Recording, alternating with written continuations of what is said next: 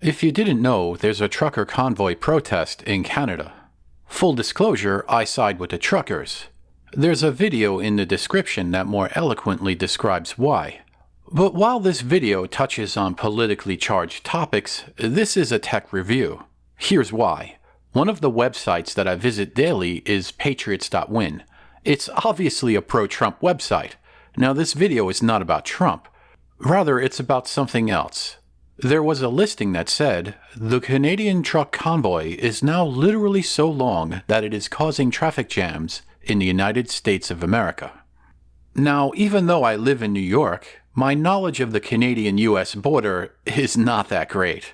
The only time I've been to Canada, I was flying over it. That was a nice second Thanksgiving dinner though. Airplane food wasn't so bad. Anyway, even with my limited knowledge of Canadian geography, I was like, nah, that's not possible. There's a really great joke about this on Reddit. It says, because of your incredible work, Americans now know that the capital of Canada is Ottawa. It's true. I didn't know that Ottawa was the capital of Canada. I would have guessed that it was Montreal. I should have known. I suppose that's why their hockey team is called the Ottawa Senators. But anyway, I needed to verify this. What's going on? So I decided to look at Apple Maps and Google Maps.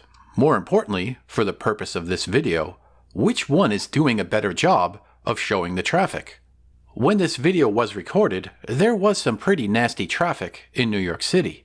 Even in Staten Island, the outer bridge is a mess. I was once stuck on that bridge for 3 hours. Not fun. But those familiar with New York City traffic, those are rookie numbers. I'm sure many have worse tales. Just look at the other boroughs on the map. Google Maps show similar traffic. More red and green than a Christmas tree. I think in a major city like New York, both Apple and Google do a nice job. But now I had to find Ottawa, so I scrolled the map. Upstate New York is big. But eventually I could find the Canadian capital. There's Ottawa. Also, there's the Truck Convoy. Lots of red lines show the activity.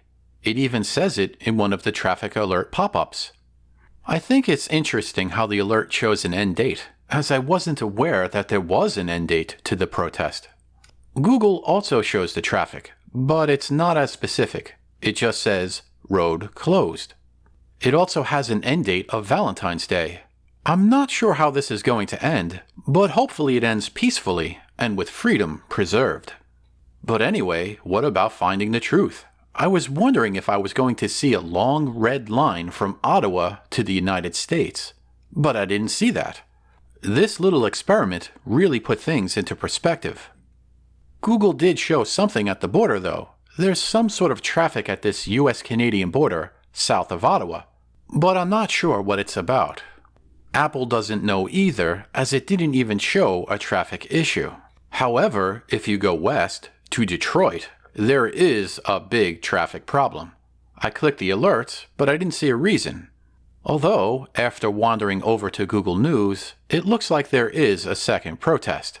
That makes a lot more sense. But with either service, I would have gotten the same answer.